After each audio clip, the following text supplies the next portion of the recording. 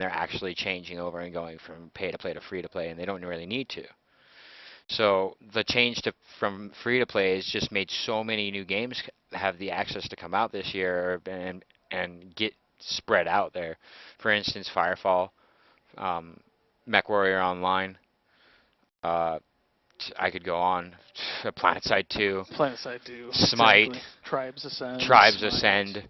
Um, so many games have come out this year, and it's just really, really pushed that free to play. And I'm pretty sure that you're not going to see another actual subscription game launch. I think the only games that are actually going to stay subscription based and will survive subscription based is Eve and WoW.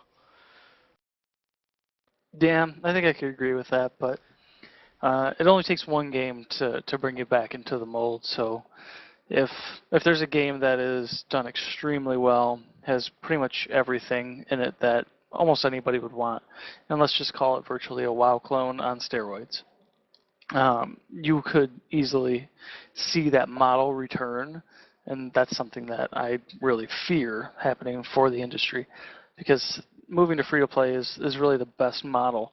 People aren't going to be buying, hopefully, in the games. They aren't going to be buying to win, and hopefully they just go for, anything that you can purchase is not going to give you a straight advantage over somebody else in the game. And that's the other fear that I have with the free-to-play model. Mostly you see that in not Koreans, but Korean games.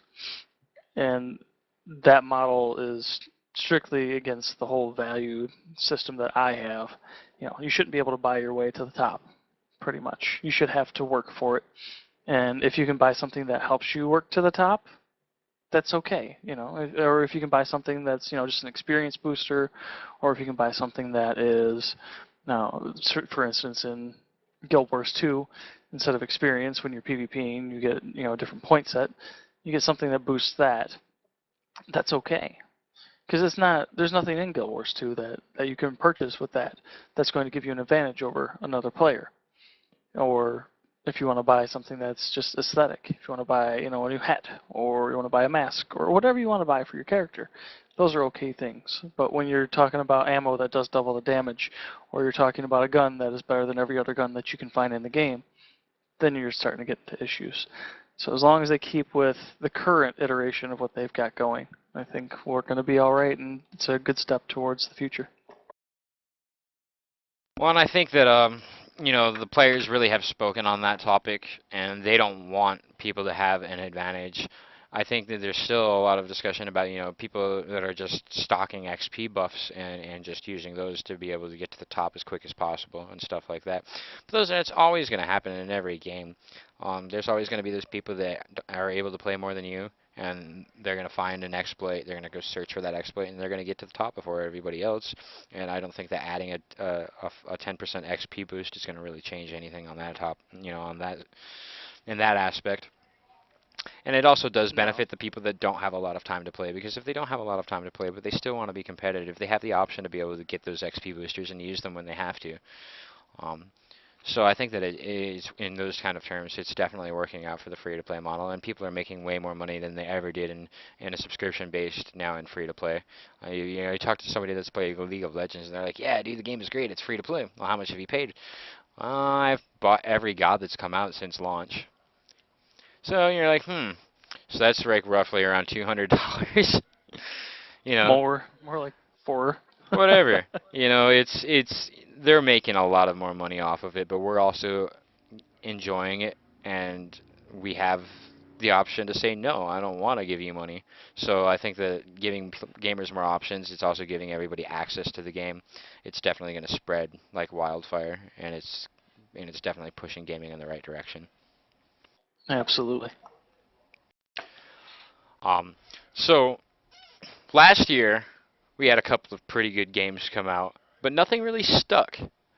Last year, the big hype is Star Wars, and Star Wars. I think a lot of people have played Star Wars for like a month and then gave up, maybe a couple of months and then gave up. There was nothing that's really stuck.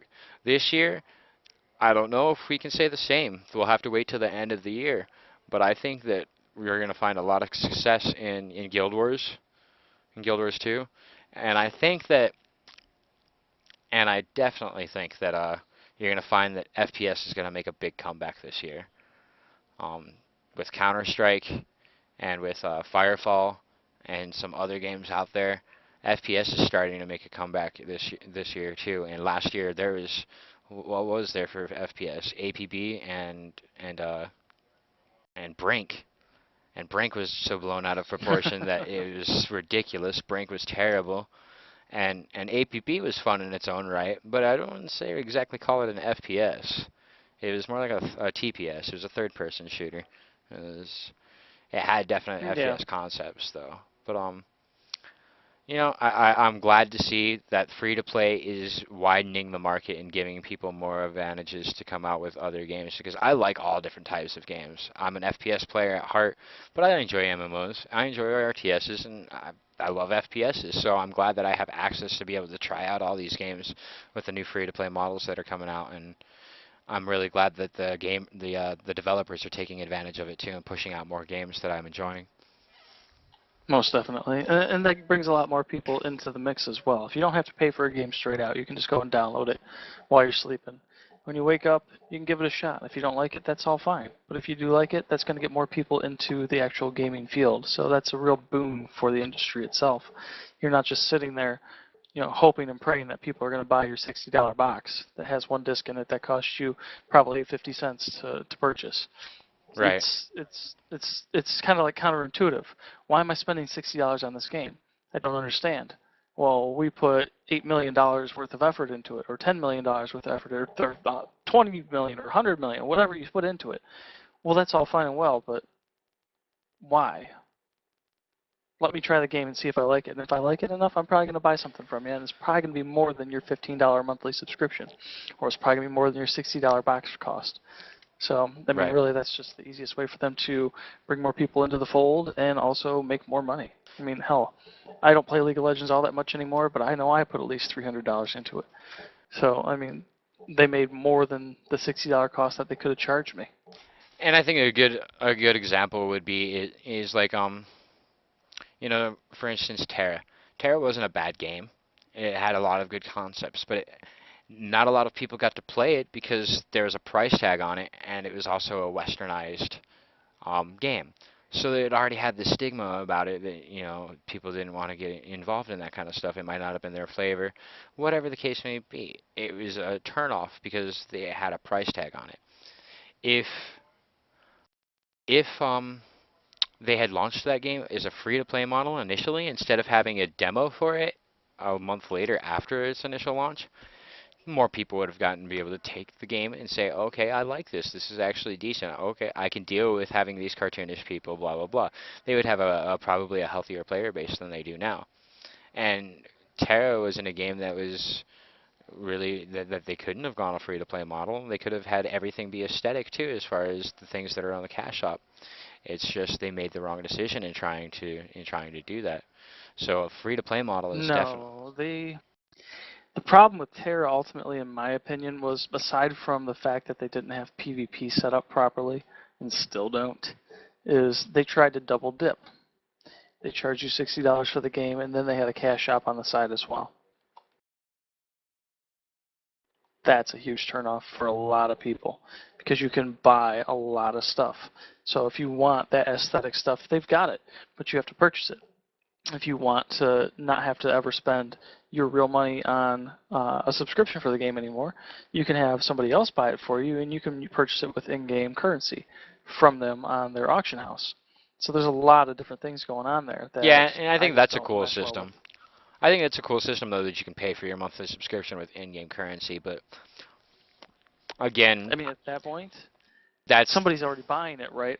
But at that point, what's the point of a monthly subscription if you don't ever have to buy it? Somebody else is buying it, but still. well, I I think, mean, and that that was just to try to defeats keep it. that the idea behind that is to try to keep a healthy market. The same thing has been done in Eve, where you can buy in-game time with ISK, which is the currency that is in Eve. I mean, it's to stabilize the market and also to generate revenue, because essentially you're taking an e-currency and turning it into real-world money, and they're getting it. It's so I think that's a very smart marketing strategy, but you have to have a model that people are involved in to be able to do that kind of thing. And with Terra, because of all of the things that were already, people were already iffy about going with it, I think that's why it would have done better as a free-to-play model and then had some other kind of cash shop on top of it. Oh yeah, most definitely. So I think this year already has done better than last year. I gave last year a 5 out of 10 with the games that came out and the quality and the longevity of those games. Um, so far, so good this year. I'm giving this year a 7. We'll see what I give at the end of the year, but it's looking good. I'm really looking forward to seeing what else comes out this year because PlanetSide 2 has set, I think, to launch this year, and I know Darkfall Unholy Wars is going to be launching in November. So those are two other games that I think are going to really bring a boom to the industry in their own right. So we'll see what happens. And God, please bring us Firefall by the end of the year, like a really finished game. I don't know. I don't think Firefall will happen this year. It's I don't think it will either, but we can hope and pray, man. We can hope and pray. well, we thank you guys for watching. We will be back next week with another topic and another discussion. So thank you guys. VexX out.